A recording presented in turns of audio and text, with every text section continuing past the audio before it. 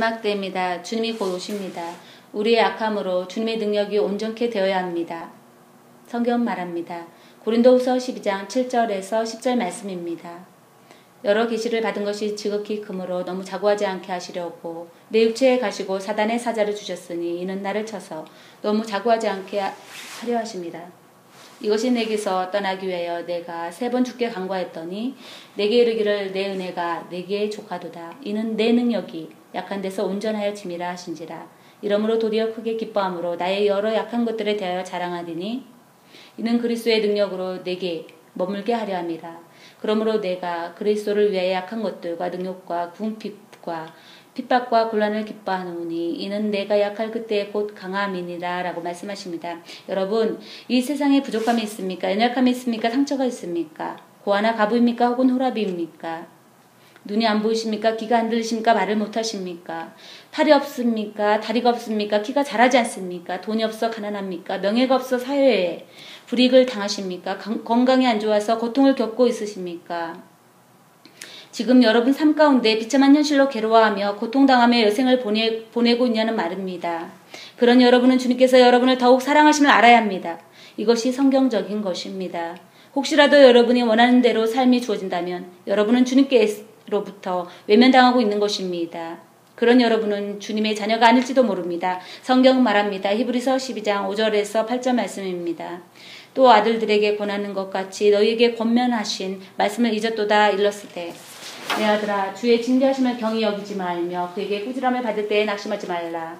주께서 그 사랑하신 자를 징계하시고 그의 받으시는 아들마다 채찍질 하심이니라 하였으니 너희가 참음은 징계를 받기 위함이라. 하나님이 아들과 같이 너희를 대우하나니 어찌 아비가 징계하지 않는 아들이 있으리요. 징계는 다 받는 것이거늘 너희에게 없으면 사생자여 참 아들이 아니니라 라고 말씀하십니다. 우린 이 문제를 좀 심각하게 받아들여야 하는 마지막 때에 살고 있다는 것입니다. 여러분, 정말로 주님 앞에 나와 주님께 간섭받는 자의 삶으로 돌아가야 합니다. 이런 징계가 없는 여러분은 지금 여러분의 삶에 끊지 못한 죄가 있는 것입니다. 스스로에게 물어보십시오. 여러분의 삶이 여러분의 탐심으로 여러분의 이익을 위해서 사는 자들이란 사실입니다. 그런 여러분을 주님은 간섭할 수 없습니다. 정말로 주님의 삶에 합당한 삶을 살고 계신지 성경 말씀을 더욱더 가까이 하시어 말씀과 기도로 거룩하여지는 것처럼 말씀의 거울 앞에 여러분의 삶을 비추시는 여러분들이 되시길 바랍니다. 기도 앞에 더욱더 주님께 낮아지시길 바랍니다. 여러분, 정말로 주님을 사모하십니까? 그렇다면 입으로든 마음으로든 주님 사모합니다 라고 고백하십시오.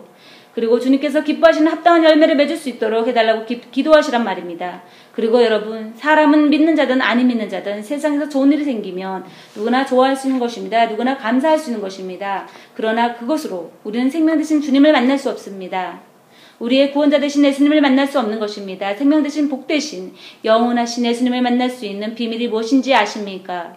그것은 우리를 위해 몸을 찢기시고 피를 흘리시어 우리의 죄를 담당하신, 우리를 죄에서 건져내시어 우리를 죄의 구덩이에서 사오신 주 예수님을 믿는 것입니다. 주 예수님만을 바라는 것입니다. 주 예수님께서 원하시는 합당한 열매를 맺는 것입니다. 여러분, 이런 말씀도 있습니다. 물에 빠진 사람을 누군가 구해주었습니다. 그런데 구함을 받은 자는 물에 건져준 자에게 감사함보다도 그에게 자기의 물에 빠진 보따리를 내놓으라는 말로 오히려 건져준 자에게 짐을 주며 괴롭혔다는 말씀이 있습니다. 그렇듯 정말로 구함을 받은 자가 자기를 죽음에서 건져주었다는 진실을 믿은 자라면 어떤 행동을 해야 하겠습니까? 어떤 반응을 취해야 하겠습니까, 여러분? 그것은 정상적인 사람이라면 마땅히 자기를 살려주신 자에게 감사해야 함이 마땅합니다. 그래서 평생 그 은혜를 잊지 않는 것입니다.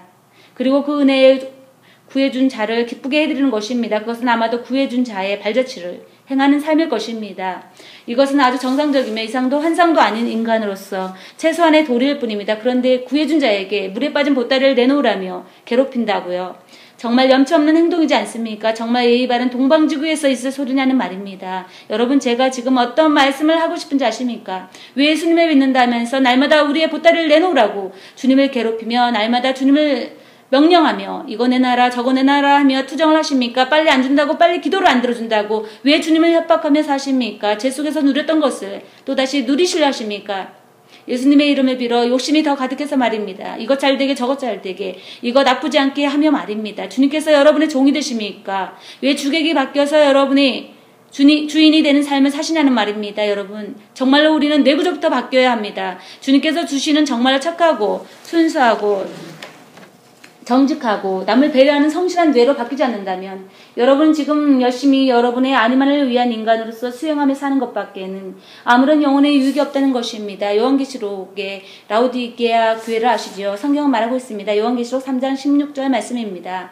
내가 이같이 미지근하여 덥지도 아니하고 차지도 아니하니 내 입에서 너를 토하여 내치리라 라고 말씀하십니다. 그렇습니다. 여러분, 예수님도 좋고 세상도 좋다며 좋은 게 좋다며 살아간 당신들은 이것도 저것도 아닌 삶으로 종교생활하며 사는 것밖에 아무런 생명이 여러분에게 주어지지 않는다는 것입니다. 이런 여러분에게 영생이 아닌 영벌이 기다리게 될 것이라고 말하는 것입니다. 이것은 분명 지옥 심판을 받는다고 하시는 것입니다. 여러분, 정말로 정신 차리십시오. 이것이 모두 우리들의 모습이지 않습니까?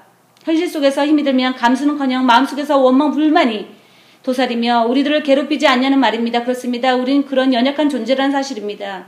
그것이 솔직한 우리들의 모습입니다. 그렇지만 계속 그런 투정으로 살다간 우리들의 영혼이 기쁨이 없는 것입니다. 그렇기 때문에 우리를 그 죄 속, 그 불만, 그 원망 속에서 건져주실 자가 필요한 것입니다. 성경 말합니다. 시편 40편 2절 말씀입니다. 나를 기가 막힐 웅덩이와 수렁에서 끌어올리시고 내 발을 반석 위에 두사 내 걸음을 경고케 하셨도다 라고 말씀하십니다. 고린도전서 4장 12절로 14절 말씀입니다. 사랑하는 자들아, 너희를 실현하려고 오는 불시험에 이상한 일을 당하는 것 같이 이상히 여기지 말고 오직 너희가 그리스도의 고난에 참여하는 것으로 즐거워하라.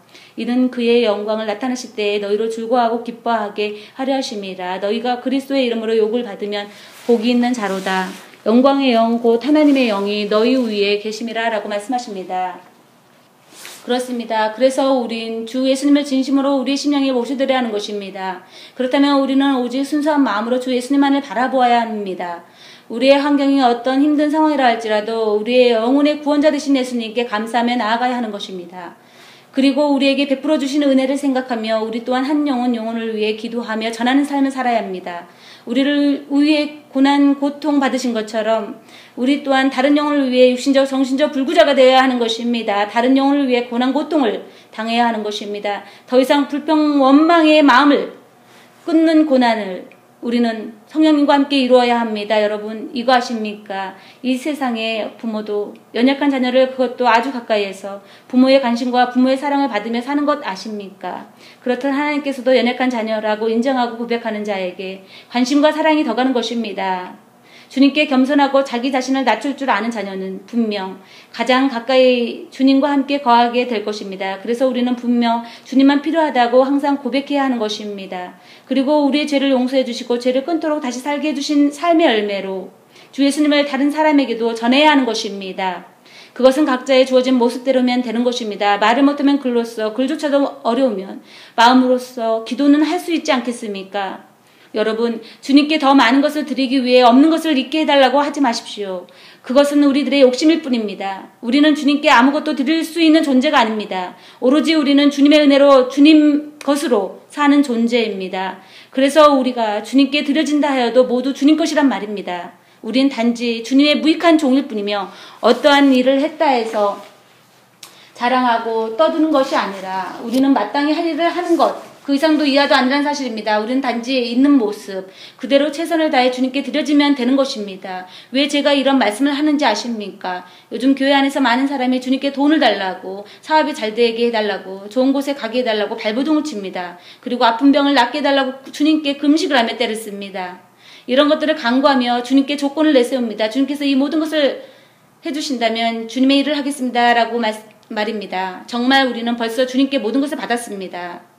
영원한 생명까지도 약속을 해주셨습니다. 안 그렇습니까? 그런데 무엇이 부족하다고 하는 것입니까? 여러분, 이것은 순수하지 못한 간구입니다. 주님은 우리에게 무거운 짐을 지라고 하지 않습니다. 왜냐하면 사람은 무거운 짐을 맡게 되면 계속적으로 힘이 들기 때문에, 사람들의 욕심에 간구만 들기 때문입니다. 그렇기 때문에 주님께서 우리의 욕심의 죄를 지시려고 십자가의 사랑을 우리들에게 주신 것입니다.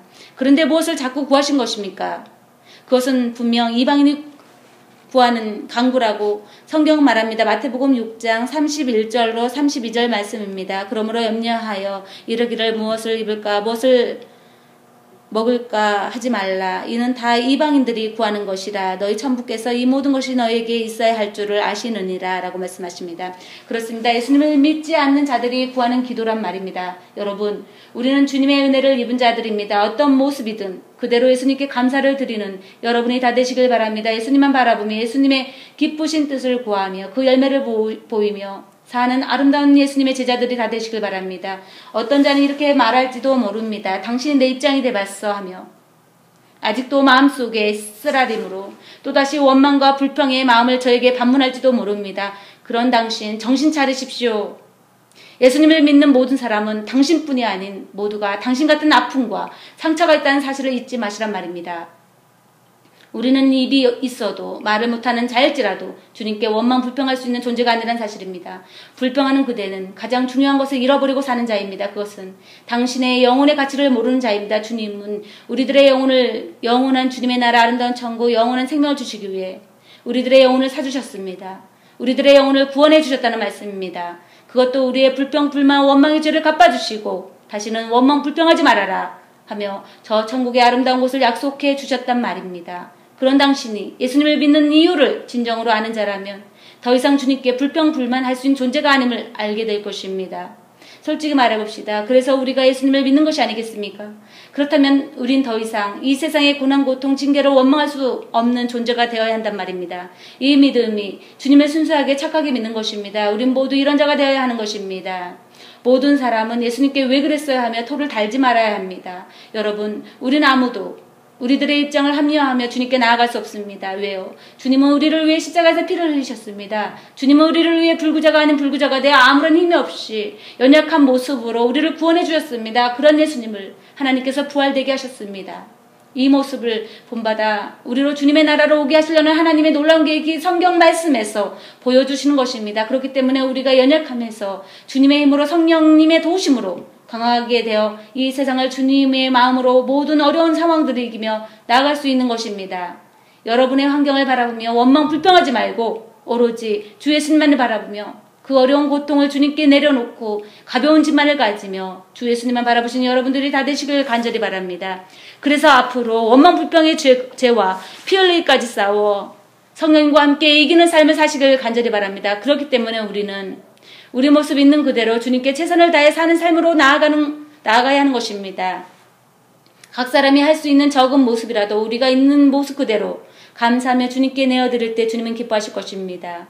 여러분, 우리에겐 모두 상처가 있습니다. 정말로 예수님을 믿는다면 우리의 환경과 처지로부터 이런 상처들이 도사리고 있을 것입니다. 여러분, 이것만은 기억하십시오. 예수님께서 우리를 위해 죽으신 후 부활하셨지만 옆구리에 창자국과 못 박힌 손과 발에 못자국이 있다는 것입니다. 여러분, 우리에게도 분명 상처가 있어 지금 현재 그 상처가 주님의 은혜로 치유가 되었을지라도 분명 우리에게 보이는 상처든 보이지 않는 상처든 분명히 있을 것입니다. 여러분, 실망하지 마십시오. 그것이 주님께서 우리를 자녀로 삼아주신 징표입니다. 그 징표를 없애겠다고 힘쓰지 마십시오. 그 징표를 없애달라고 주님께 떼쓰지 마십시오. 여러분, 여러분의 모습이 육신적으로 정신적으로 장애인이 되었습니까? 어떻게 사람으로 할 수 없는 장애인이 되었습니까? 여러분, 그 모든 것, 그 모든 아픔, 그 상처를 주님께 맡기십시오. 그리고 그 모습, 그 연약한 모습을 인정하십시오. 그런 우리의 모습 그대로 주님께 감사를 드리십시오. 있는 그대로의 모습으로 주님께 나아갑시다. 원망 불평하지 말고 말입니다. 우리는 어떤 우리의 모습, 고난, 고통, 징계의 모습일지라도 그 모습을 주님은 더욱더 사랑하십니다. 그래서 우리는 우리 모습을 받아주시고 기억하시며 간섭하시는 주님께 감사하며 나아갑시다. 주님은 우리의 죄를 용서해 주시기 위해 온몸에 피가 되어 주님의 마음과 육신의 불구자가 아닌 불구자가 되어 주셨습니다. 그런 분이 우리들의 구원자 되시며 신랑 되시며 그 크시고 거룩하신 하나님이시며 우리의 아버지가 되십니다. 그러니 여러분, 우리는 우리의 마음과 육신의 불구의 모습을 인정하며 그 연약한 모습 있는 그대로 주님께 드려지는 우리가 되십시다. 그런 우리에게 주님은 항상 함께 하실 것입니다. 그런 우리를 주님께서 항상 만나 주실 것입니다. 그런 우리에게 힘을 주시어 이 세상을 넉넉히 이기게 하실 것입니다. 여러분, 정말 지금은 주님께서 곧 오실 때입니다. 모두가 정신 차리고 근신하며 주님만 구하십시다. 주님의 나라만 사모합시다. 정말 여러분, 우리의 정욕과 사욕을 위해 이제 그만 간구합시다. 주님께서는 우리가 구하지 않아도 우리의 모든 필요를 아십니다. 성경은 말합니다. 마태복음 6장 33절 말씀입니다. 너희는 먼저 그의 나라와 의를 구하라. 그리하면 이 모든 것을 너희에게 더하시리라. 라고 말씀하십니다. 그렇습니다. 주님께서는 각자에게 무엇이 필요한지 아십니다. 우리를 구원으로 이끄심에 부족함이 없게 하실 것입니다. 그래서 하나님 나라에서 주님과 함께 영원히 풍성함으로 우리를 만나 주실 것입니다. 그래서 이 천국 소망을 갖고 우리의 영원한 생명 되신 주 예수님만을 바라보며 이 모든 환경을 이겨내는 모두가 되시길 간절히 바랍니다.